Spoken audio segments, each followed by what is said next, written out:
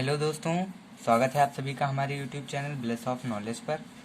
तो आज हम लोग शुरू करने वाले हैं डायरेक्ट एंड इनडायरेक्ट नरेशन, जो कि दूसरा चैप्टर है। ये 9th से 12th चारों क्लासों के लिए बहुत ही इम्पोर्टेंट है, हर साल पेपर में आता है, बहुत ही इम्पोर्टेंट टॉपिक है। तो हम ज़्यादा समय न लेते हुए इसे हम शुरू करते हैं। तो हम आपको इसके पहले इंट्रोडक्शन देते हैं कि नरेशन क्या होती है। नरेशन एक प्रकार की बातचीत होती है। बातचीत जैसे हम आपस में बातचीत करते हैं, तो उसमें बातचीत करने के लिए कोई उनमें से एक कहने वाला होना चाहिए। तो जो कहता है किसी बात को उसे हम स्पीकर कहते हैं। जैसे मान लीजिए दो लोग आपस में बात कर रहे हैं, एक राम और श्याम। तो मान लीजिए राम बोल रहा है, तो राम अगर बोल रहा है तो राम क्या है वहाँ पर? स्पीकर। और जो शेष लोग होते हैं वो सुनने वाले होते हैं। तो श्याम क्या कर रहा है? उसे सुन रहा है। अगर उनमें से कोई व्यक्ति उस घटना या वाक्य को सुनकर दूसरों को उसे अपने शब्दों में बताता है, तो उसे नैरेटर कहते हैं। उसे क्या कहते हैं? नैरेटर। उस घटना को उसने नैरेट कर दिया, तो उसे हमने क्या कहा? नैरेटर कहते हैं। ये तो हो गई कि उसमें डायरेक्ट और इनडायरेक्ट नरेशन में कौन क्या कहता है और सुनता है। इंट्रोडक्शन हो गया उसका कि नरेशन क्या होती है? एक प्रकार की बातचीत ही होती है। नरेशन एक प्रकार की बातचीत ही होती है। तो अब इस बातचीत को हम दो प्रकार से लिख सकते हैं या कह सकते हैं। पहले तो डायरेक्ट नरेशन। डायरेक्ट नरेशन की हिंदी होती है प्रत्यक्ष कथन। डायरेक्ट नरेशन होता है पहला, कि डायरेक्ट नरेशन नाम से ही स्पष्ट होता है, डायरेक्ट कह दिया जाता है। स्पीकर ने या वक्ता ने जो शब्दों को कहा है, जिन शब्दों को कहा है, उसे ज्यों का त्यों लिखना या कहना डायरेक्ट नरेशन कहलाता है। वक्ता के द्वारा कहे गए शब्दों को ज्यों का त्यों लिखना डायरेक्ट नरेशन कहलाता है। मतलब जैसे स्पीकर ने कहा, सेम टू सेम आपने भी वैसा दूसरे को बता दिया, तो उसे हम कहते हैं डायरेक्ट नरेशन। क्या कहते हैं उसे? Direct narration. और जो वक्ता द्वारा कही गई बात होती है, तो उसे हम इन्वर्टेड कॉमास के अंदर लिखते हैं। जो ऊपर से दो कॉमा आगे और पीछे लगते हैं, उसे हम क्या कह लेते हैं? उसे हम कहते हैं इन्वर्टेड कॉमा। जैसे एग्जाम्पल हमारे पास, the teacher said to the Mahesh, you are my student. Teacher ने महेश से कहा कि तुम मेरे शिष्य हो, स्टूडेंट हो, विद्यार्थी हो।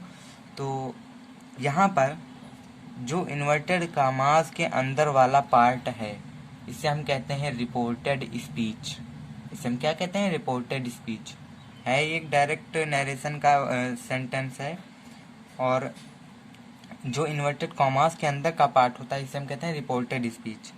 और जो इन्वर्टेड कॉमास के बाहर वाला पार्ट होता है, ये है इन्वर्टेड कॉमा। इन्वर्टेड कॉमास के जो बाहर वाला पार्ट होता है, उसे हम रिपोर्टिंग स्पीच भी कहते हैं। अब देखिए, इसमें हमने क्या कहा था कि उनमें एक बात कहने वाला होता है जिसे स्पीकर कहते हैं। तो टीचर महेश से कह रहा है, यानी टीचर क्या है यहाँ पर? टीचर हमारा स्पीकर। टीचर क्या है? हमारा स्पीकर है। और महेश उस घटना को सुन रहा है। तो महेश क्या है?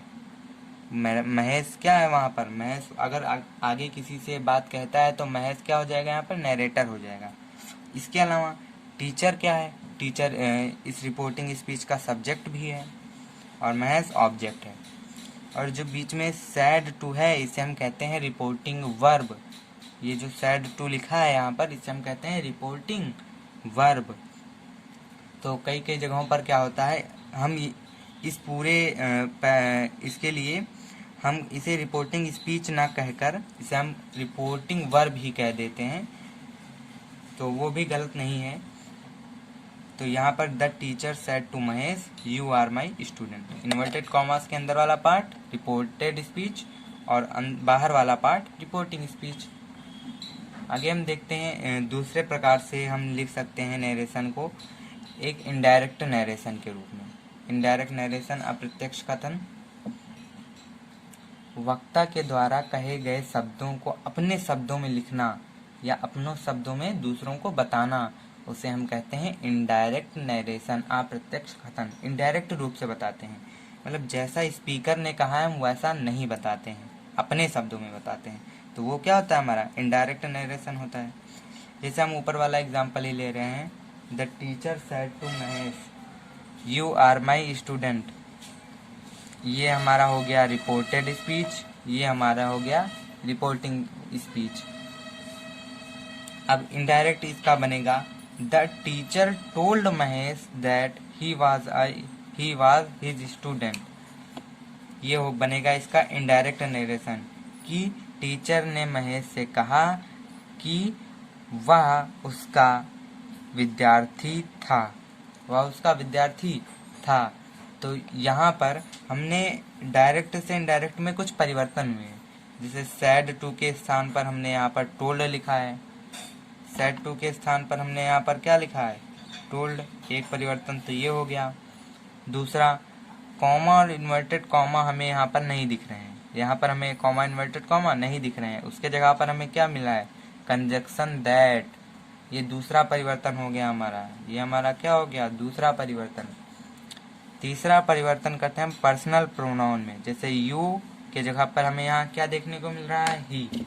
तो ये हमारा तीसरा परिवर्तन हो गया। ये पहला परिवर्तन, ये दूसरा परिवर्तन और ये तीसरा परिवर्तन।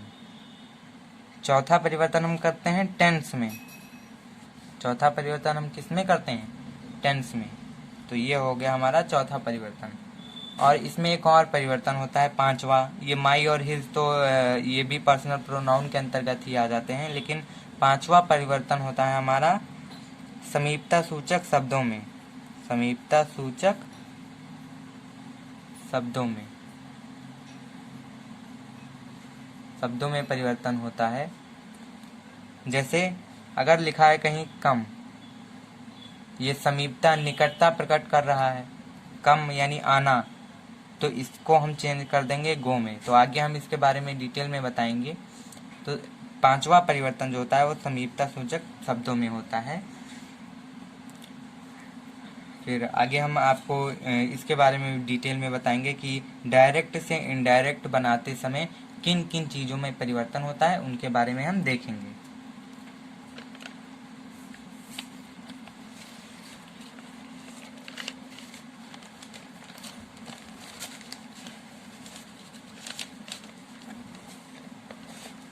अब देखिए, डायरेक्ट से इनडायरेक्ट बनाते समय निम्नलिखित परिवर्तन होते हैं।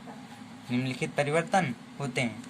जैसे पहला, यहाँ पर आपने देखा था कि सैड टू के स्थान पर हमने क्या लिखा था, टोल्ड लिखा था। तो यही चीज़ है, पहला परिवर्तन हमारा सैड टू, या फिर कहीं कहीं पर से टू होता है, सेज टू होता है, और भी प्रकार के होते हैं, उनमें परिवर्तन। पहला परिवर्तन तो ये हो गया हमारा, और वो भी कब, जब ऑब्जेक्ट दिया हो। ऑब्जेक्ट दिया हो, जैसे the teacher said to Mahesh, तो महेश यहाँ पर हमारा क्या था, ऑब्जेक्ट था। तो यदि डायरेक्ट नरेशन में, रिपोर्टिंग स्पीच में ऑब्जेक्ट दिया है तो ही हम इसे चेंज करेंगे। और इसकी पहचान है कि टू होगा, अगर सेड के साथ टू लगा है तो उसे हम चेंज करेंगे। ऐसे ही इसमें परिवर्तन करते हैं। दूसरा परिवर्तन इन्वर्टेड कॉमा, जो इन्वर्टेड कॉमा था उसके स्थान पर हम कंजक्शन का प्रयोग करते हैं, उसके स्थान पर कंजक्शन का प्रयोग करते हैं। तो ये होता है हमारा दूसरा परिवर्तन, कंजक्शन। जैसे उस सेंटेंस में जो अभी हमने एग्जांपल में दिया था उसमें दैट कंजक्शन का प्रयोग हुआ था। तीसरा परिवर्तन है पर्सनल प्रोनाउंस में परिवर्तन, कि पर्सनल प्रोनाउंस में कैसे परिवर्तन होते हैं, आई, मी, माई, इनमें परिवर्तन। टेंस में परिवर्तन, चौथा परिवर्तन है टेंस में परिवर्तन। टेंस में भी कुछ परिवर्तन होते हैं, जैसे पिछले एग्जाम्पल में हमने आर के स्थान पर क्या लिखा था, वॉज लिखा था। तो ये है हमारा चौथा परिवर्तन, टेंस में परिवर्तन हो जाता है। और पांचवा परिवर्तन है वर्ड शोइंग नियरनेस में परिवर्तन, जो हम करते हैं समीपता सूचक शब्द, वर्ड शोइंग नियरनेस अर्थात समीपता सूचक शब्दों में परिवर्तन। ये होता है हमारा पांचवा परिवर्तन। तो अब हम इसके बारे में डिटेल से पढ़ेंगे इसके बारे में हम डिटेल से पढ़ेंगे कि इनमें कैसे कैसे परिवर्तन होते हैं, और हम सैड टू, से टू, सेज टू में कैसे परिवर्तन होता है, ये हम हर सेंटेंस में टॉपिक वाइज अभी देखेंगे। तो हर सेंटेंस में, जैसे असर्टिव सेंटेंस में सैड टू के स्थान पर क्या लिखेंगे, इंट्रोगेटिव, निगेटिव और इम्परेटिव, एक्सक्लामेटरी, ऑप्टेटिव, इन सब सेंटेंसों में हम कैसे परिवर्तन करेंगे वो भी देखेंगे। सैड टू, सेज टू, ये सब वहीं पर हम देख लेंगे। इन्वर्टेड कॉमास के स्थान पर कंजक्शन क्या लगाते हैं वो भी उन्हीं सेंटेंसों में अलग के हिसाब से अलग अलग होता है, तो हम भी वहीं देखेंगे। इसे भी 3 परिवर्तन हमारे बचते हैं, तो उसको हम यहाँ देखेंगे। पहला, पर्सनल प्रोनाउन में परिवर्तन, सर्वनाम में परिवर्तन, चेंजिंग इन प्रोनाउन। इसके लिए पहला नियम है, रिपोर्टेड स्पीच के फर्स्ट पर्सन के प्रोनाउन को रिपोर्टिंग वर्ब के सब्जेक्ट के अनुसार बदलते हैं। रिपोर्टेड स्पीच के फर्स्ट पर्सन, अगर आपको ये पर्सन नहीं पता है, सर्वनाम नहीं पता है, तो हम यहाँ पर देख लेंगे कि सर्वनाम के बारे में कुछ जानकारी हम ले लेंगे। पर्सनल प्रोनाउन क्या है, तो इसमें हमारा जो ये फर्स्ट पर्सन होता है, ये होता है हमारा फर्स्ट पर्सन, ये होता है हमारा सेकंड पर्सन, और ये होता है हमारा थर्ड पर्सन। तो सब्जेक्ट में हम पहले देख लेंगे। फर्स्ट पर्सन में हमारे कौन कौन से होते हैं, आई होता है और वी होता है। फर्स्ट पर्सन में हमारा होता है आई और वी। सेकंड पर्सन हमारा होता है यू। थर्ड पर्सन होता है ही, सी, इट और दे, ये हमारा होता है थर्ड पर्सन। ये होता है इसका सब्जेक्टिव रूप, या इसे हम नॉमिनेटिव भी कहते हैं। सब्जेक्टिव के अलावा इसे क्या कहते हैं, नॉमिनेटिव। नॉमिनेटिव केस भी कहते हैं, सब्जेक्टिव केस या नॉमिनेटिव केस इसे हम कहते हैं। दूसरा केस होता है इसका ऑब्जेक्टिव केस। इसका दूसरा केस क्या होता है, ऑब्जेक्टिव केस। आई का मी, आई का ऑब्जेक्टिव केस मी, वी का अस, यू का यू, ही का हिम, सी का हर, इट का इट, इट का इट और दे का देम। ये होता है इसका ऑब्जेक्टिव केस। और तीसरा केस होता है पजेसिव केस। आई का माई, वी का अवर, यू का योर, ही का हिज, सी का हर, इट का इट्स और दे का देयर। ये होते हैं इसके प्रोनाउन। अगर आपको नहीं पता है तो आप इसका स्क्रीनशॉट ले सकते हैं, आपकी बुक में ये मौजूद भी होगा, आप वहाँ से पढ़ सकते हैं। तो ये होता है इसका पर्सनल प्रोनाउन। फर्स्ट पर्सन में आता है हमारा आई और वी, सेकंड पर्सन में आता है हमारा यू, और थर्ड पर्सन में आता है ही, सी, इट और दे। तो अब हम पढ़ते हैं सर्वनाम में परिवर्तन। इसके बारे में आपको जितनी जानकारी चाहिए थी वो आपको मिल गई। रिपोर्टेड स्पीच के फर्स्ट पर्सन के प्रोनाउन को रिपोर्टिंग वर्ब के सब्जेक्ट के अनुसार बदलते हैं। जैसे यहाँ पर क्या लिखा है हमारा, he said I am reading my book. ये हो गया हमारा रिपोर्टेड स्पीच। अब क्या है नियम, रूल क्या है, रिपोर्टेड स्पीच के फर्स्ट पर्सन के प्रोनाउन को, ये हमारा फर्स्ट पर्सन का प्रोनाउन है, आई और माई ये हमारा फर्स्ट पर्सन का प्रोनाउन है, तो इसको हम रिपोर्टिंग वर्ब के सब्जेक्ट के अनुसार बदलते हैं। रिपोर्टिंग वर्ब के सब्जेक्ट के अनुसार बदलते हैं, और ये है हमारा रिपोर्टिंग वर्ब। इसका सब्जेक्ट क्या है, ही, इसके अनुसार बदलेंगे। ही सैड, हमने यहाँ पर देखिए परिवर्तन में लिखा था कि ऑब्जेक्ट अगर होगा तो ही, ऑब्जेक्ट अगर होगा तो ही हम सैड में परिवर्तन करेंगे, अन्यथा नहीं करेंगे। तो यहाँ पर हमारा ऑब्जेक्ट नहीं है, ही सैड, इसमें सब्जेक्ट है और वर्ब है, तो यहाँ पर हम इसमें परिवर्तन नहीं करेंगे। ही सैड, कॉमा इन्वर्टेड कॉमा के जगह पर कंजक्शन दैट। आई को हम करेंगे रिपोर्टिंग वर्ब के फर्स्ट पर्सन, रिपोर्टिंग स्पीच के सब्जेक्ट के अनुसार, तो यहाँ पर सब्जेक्ट ही है। आई को अगर हम ही के हिसाब से चेंज करेंगे, आई को हम ही के हिसाब से चेंज करेंगे तो क्या हो जाएगा, यहाँ पर ही हो जाएगा। He was reading. अब माई के जगह, माई को अगर हम ही के हिसाब से चेंज करेंगे, देखिए माई क्या है, माई पजेसिव केस है, तो हमें ही के अनुसार चेंज करना है, अर्थात ही का भी पजेसिव केस ही देखना है। ही का क्या देखना है, पॉजेसिव केस ही देखना है। ही का पॉजेसिव केस क्या है, हिज है। तो यहाँ पर लिख देंगे his book. He said that he was reading his book. ये क्या हो गया हमारा नियम 1 कि हम रिपोर्टेड स्पीच के फर्स्ट पर्सन के प्रोनाउन को रिपोर्टिंग वर्ब के सब्जेक्ट के अनुसार बदलते हैं। नियम 2 है रिपोर्टेड स्पीच के सेकंड पर्सन के प्रोनाउन को रिपोर्टिंग वर्ब के ऑब्जेक्ट के अनुसार बदलते हैं। He said to me you are healthy. तो यहाँ पर हम रिपोर्टेड स्पीच के सेकंड पर्सन प्रोनाउन को, अब यहाँ पर हमें रिपोर्टेड स्पीच में सेकंड पर्सन दिया गया है, तो इसे हम इस प्रकार बदलेंगे, ऑब्जेक्ट के अनुसार बदलते हैं।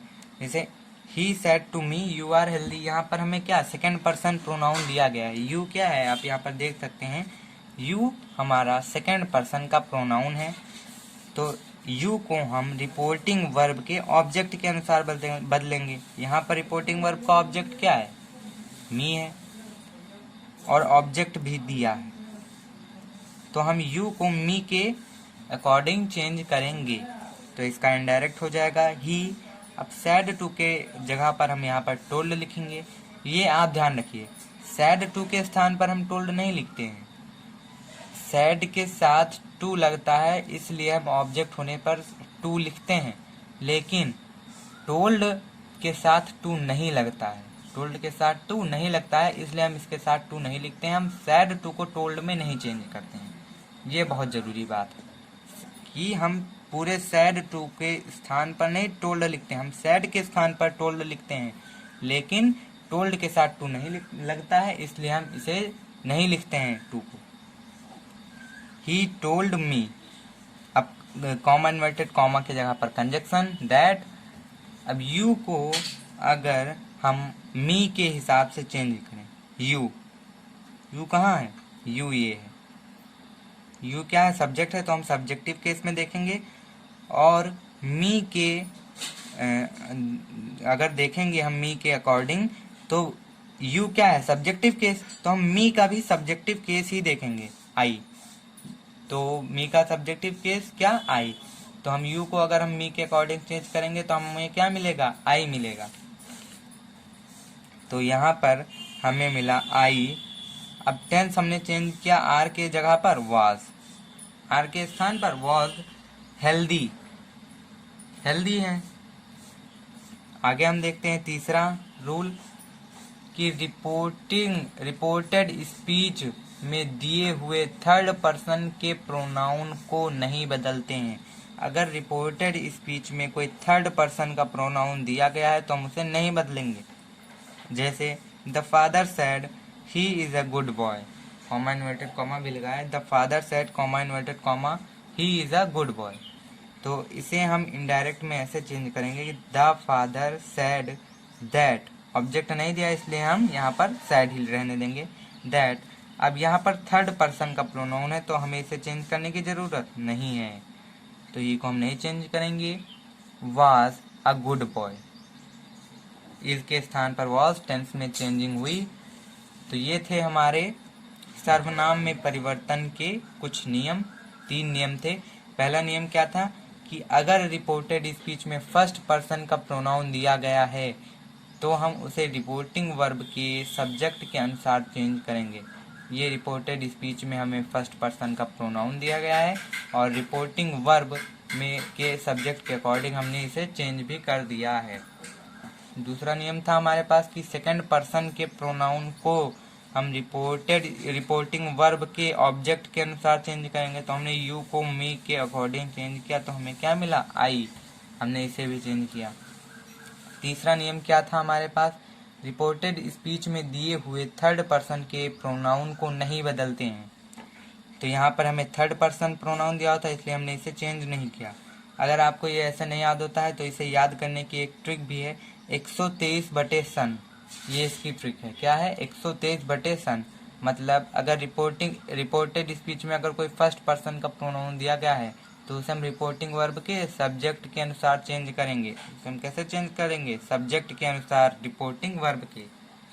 अगर सेकंड पर्सन का प्रोनाउन दिया गया है तो हम उसे रिपोर्टिंग वर्ब के ऑब्जेक्ट के अनुसार चेंज करेंगे। ओ माने ऑब्जेक्ट और एस माने सब्जेक्ट। और अगर थर्ड पर्सन का प्रोनाउन दिया गया है तो उसमें नो चेंज। एस माने सब्जेक्ट, एस का मीनिंग यहाँ क्या होता है, सब्जेक्ट होता है। S for subject, S for subject, O for object और N for no change, no change. तो ये थी हमारी ट्रिक। ये सर्वनाम में परिवर्तन, चेंजिंग इन प्रोनाउन, हमारा यहाँ पर खत्म होता है। आगे हमारे जो और बचे हैं, क्या पर्सनल प्रोनाउन में परिवर्तन हमने देख लिया। ये हम हर सेंटेंस के अकॉर्डिंग देखेंगे। अब आता है हमारा टेंस में परिवर्तन। देखते हैं हम टेंस में कैसे परिवर्तन होता है। टेंस में परिवर्तन के लिए कुछ नियम हैं। जैसे नियम 1 है, यदि रिपोर्टिंग वर्ब प्रेजेंट या फ्यूचर टेंस में है। ये है हमारा रिपोर्टिंग वर्ब। यहाँ पर ध्यान दीजिएगा, ये रिपोर्टिंग वर्ब है, ये रिपोर्टेड स्पीच है। रिपोर्टिंग वर्ब का टेंस अगर किसमें दिया गया है, प्रेजेंट या फ्यूचर में दिया गया है, तो हम रिपोर्टेड स्पीच के वर्ब का टेंस नहीं बदलते हैं। रिपोर्टेड स्पीच के वर्ब का टेंस नहीं बदलते हैं। लाइक द जज says, comma inverted comma, I shall punish the criminal, कि जज ने कहा मैं क्रिमिनल को क्या करूंगा, पनिश करूंगा, सजा दूंगा। तो द जज सेज दैट, ऑब्जेक्ट ना होने पर हमने सेज को नहीं चेंज किया है। दैट आई को अगर हम द जज के अकॉर्डिंग चेंज करेंगे, तो अगर हम आई को किसी भी पर्सन को नाउन के अकॉर्डिंग चेंज करते हैं तो हमारा थर्ड पर्सन में चेंज होता है। किसमें चेंज होता है, थर्ड पर्सन में। तो यहाँ पर दैट, ही, शैल के जगह पर विल क्यों हो गया, क्योंकि ही के साथ शैल नहीं लगता है, ही के साथ हमेशा विल लगता है। आई के साथ शैल लगता है, ही के साथ विल, पर ये है फ्यूचर टेंस में ही। ये प्रेजेंट टेंस में था रिपोर्टिंग वर्ब, इसलिए हमने रिपोर्टेड स्पीच का टेंस चेंज नहीं किया है। He will punish the criminal. यदि रिपोर्टिंग वर्ब का टेंस प्रेजेंट या फ्यूचर टेंस में है तो रिपोर्टेड स्पीच के वर्ब का टेंस नहीं बदलते हैं। अब दूसरा नियम, अगर मान लीजिए प्रेजेंट या फ्यूचर में ना हो, पास्ट टेंस में हो, तो रिपोर्टिंग वर्ब का पास्ट टेंस में है टेंस, तो उसे हम इस तरह से बदलते हैं। ये एक चार्ट है कि अगर डायरेक्ट नरेशन के रिपोर्टेड स्पीच,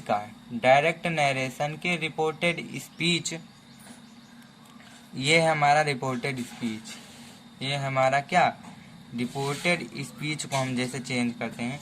अगर ये प्रेजेंट इंडेफिनिट में है, किसमें है, प्रेजेंट इंडेफिनिट, तो हम उसे किस में चेंज करेंगे, उसे हम चेंज करेंगे पास्ट इंडेफिनिट में।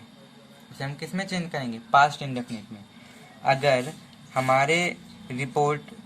हमारे रिपोर्टिंग वर्ब का टेंस पास्ट टेंस में है तो हम रिपोर्टेड स्पीच को चेंज करेंगे, रिपोर्टेड स्पीच के टेंस को चेंज करेंगे। और कैसे चेंज करेंगे, अगर डायरेक्ट नरेशन का रिपोर्टेड स्पीच प्रेजेंट इंडेफिनिट में है तो उसे पास्ट इंडेफिनिट में, प्रेजेंट कॉन्टिन्यूअस में है तो पास्ट कॉन्टिन्यूअस में, प्रेजेंट परफेक्ट में है तो पास्ट परफेक्ट में, और प्रेजेंट परफेक्ट कॉन्टिन्यूअस में है तो पास्ट परफेक्ट कॉन्टिन्यूअस में चेंज करेंगे।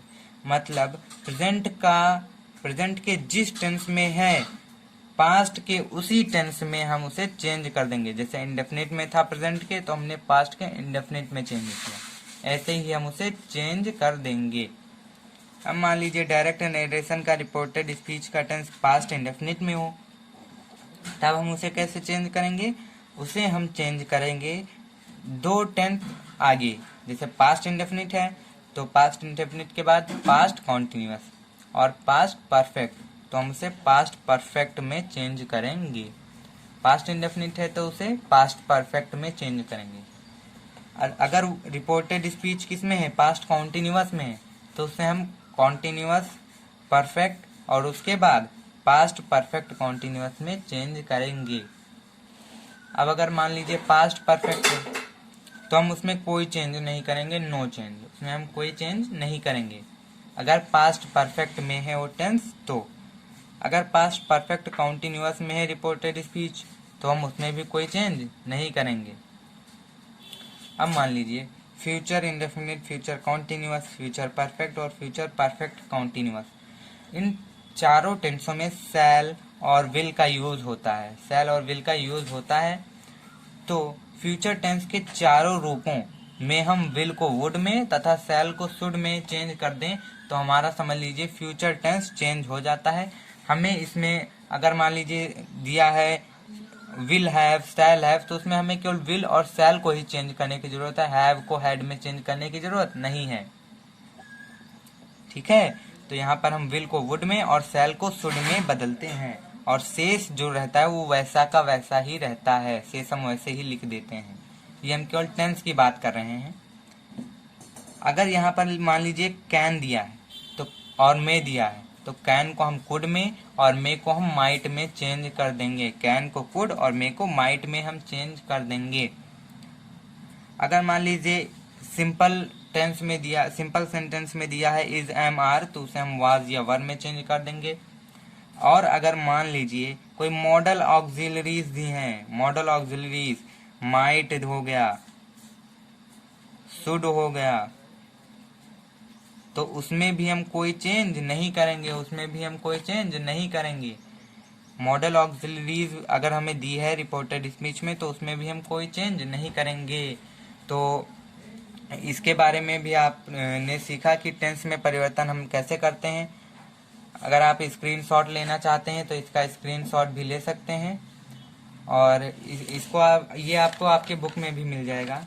तो अब यहाँ पर हम इसके बारे में कुछ अपवाद भी हैं तो इसके अपवाद के बारे में देखते हैं कि टेंस में कहीं कहीं पर टेंस चेंज नहीं भी किया जाता है, तो टेंस कैसे चेंज नहीं करते हैं।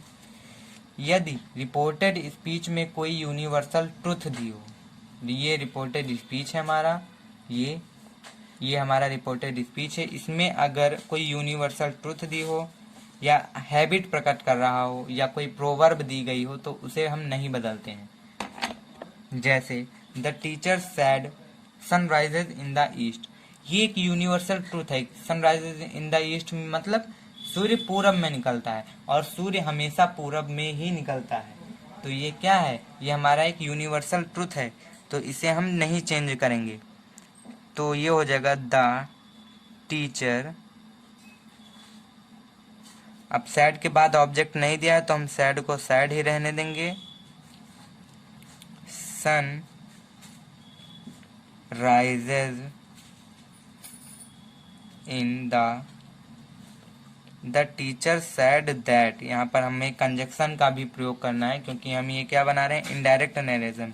The teacher said that sun rises in the east, sun rises in the east, तो ये हमारा क्या हो जाएगा, इनडायरेक्ट नरेशन हो जाएगा। The teacher said that sun rises in the east. दूसरा है the teacher said to student honesty is the best policy, ये हमारे एक प्रोवर्ब है कि ऑनेस्टी क्या है, एक बेस्ट पॉलिसी है। तो ये हमारा एक प्रोवर्ब है, तो इसको हम देखिए कैसे चेंज करेंगे। द टीचर सैड टू के बाद ऑब्जेक्ट दिया है स्टूडेंट, तो यहाँ पर हम सैड टू को टोल्ड में चेंज कर देंगे। स्टूडेंट्स, कॉमा इन्वर्टेड कॉमास के स्थान पर दैट, अब इसे हमें ऐसे ही लिख देना है, honesty is the best policy, क्योंकि इसमें कोई चेंज नहीं होगा, ये एक प्रोवर्ब है। Honesty is the best policy, honesty is the best policy. अब हम तीसरा देखते हैं। तीसरा, my friend said dogs bark, मतलब मेरा मित्र क्या कहता है, कुत्ते भौंकते हैं, तो ये उनकी नेचुरल हैबिट है, तो इसे हम भी नहीं चेंज करेंगे। माई फ्रेंड, अब सैड के बाद ऑब्जेक्ट नहीं दिया तो हम इसे भी नहीं बदलेंगे। सैड दैट डॉग्स बार्क, तो ये था हमारा कब, जब हमें रिपोर्टेड स्पीच में कोई यूनिवर्सल ट्रूथ, हैबिट या प्रोवर्ब दी हो तो उसे नहीं चेंज करना है, इसके बारे में। आगे हम देखेंगे कि यदि रिपोर्टेड स्पीच में हिस्टोरिकल ट्रुथ और इवेंट या इवेंट मतलब ऐतिहासिक तथ्य हो तो उसे और सिंपल पास्ट टेंस में दिया गया हो तो उसे नहीं बदलते हैं। यदि रिपोर्टेड स्पीच में कोई ऐतिहासिक तथ्य दिया गया हो तो उसे और सिंपल पास्ट टेंस में दिया गया हो तो उसे नहीं बदलते हैं। ये हम देखेंगे। तो the teacher said Gandhi ji died on 13th January 1948।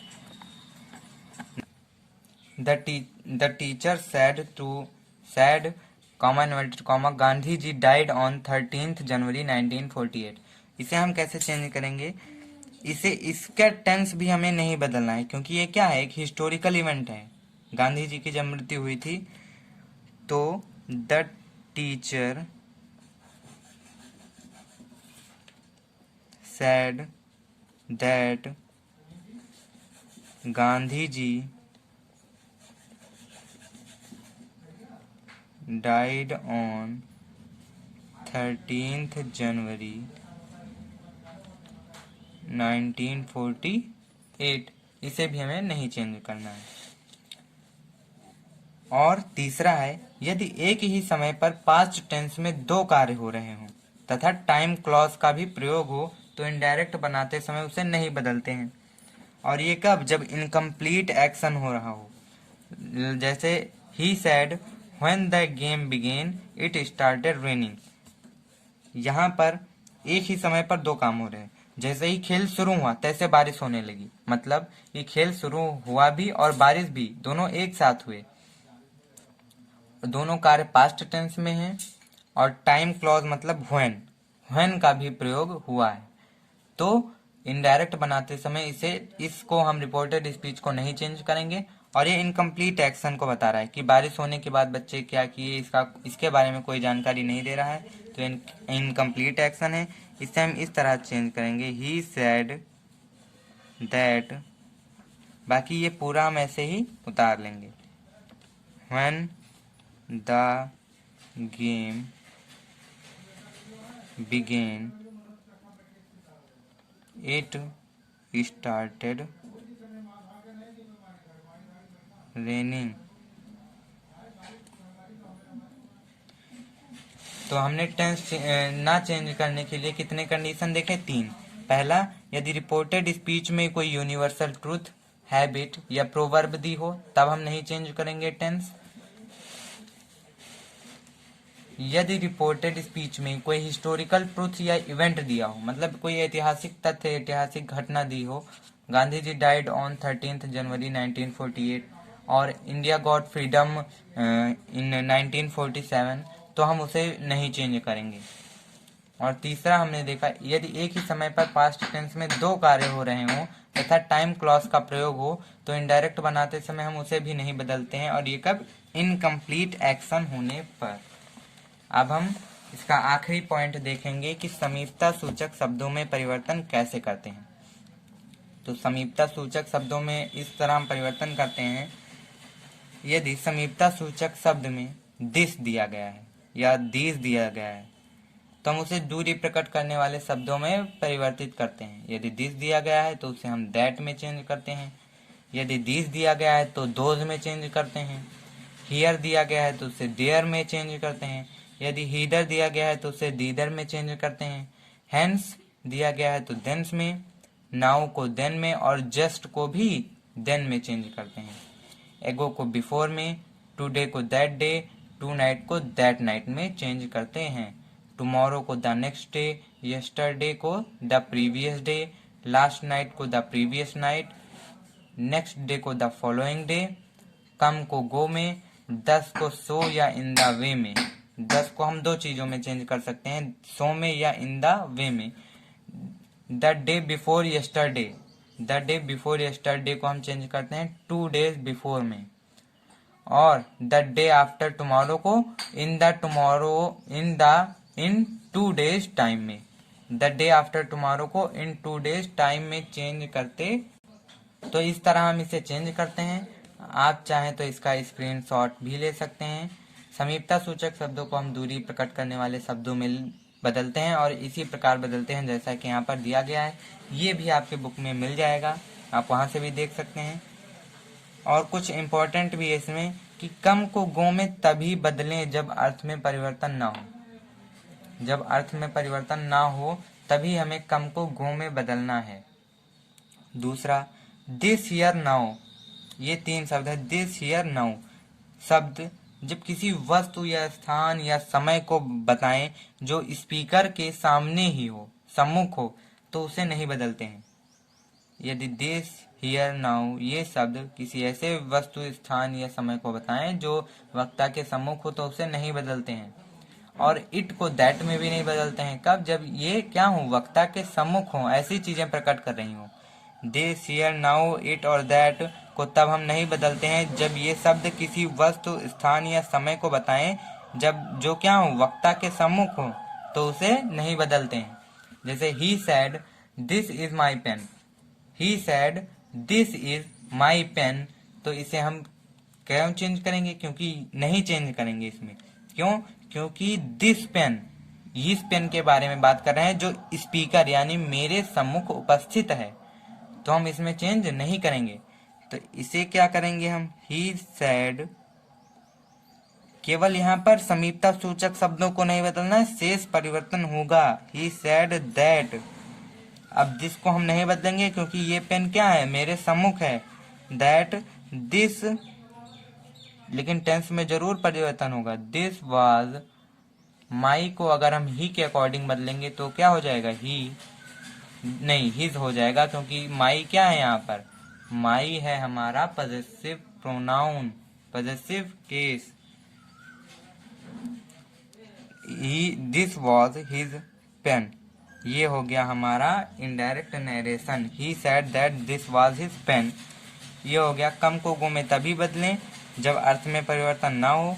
This here now, it और दैट, ये शब्द यदि किसी वस्तु, स्थान या समय को बताएं जो वक्ता के सम्मुख हो, तो भी इसे नहीं बदलते हैं।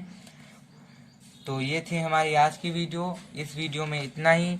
आगे हम सेंटेंस के wise assertive sentence, interrogative, imperative, exclamatory, optative आगे की वीडियो में देखेंगे और आप हमारे चैनल पर जाकर उसे देख सकते हैं। तो यदि वीडियो पसंद आई हो आपको तो वीडियो को लाइक, कमेंट, शेयर और सब्सक्राइब करके बेल आइकन दबाना ना भूलें।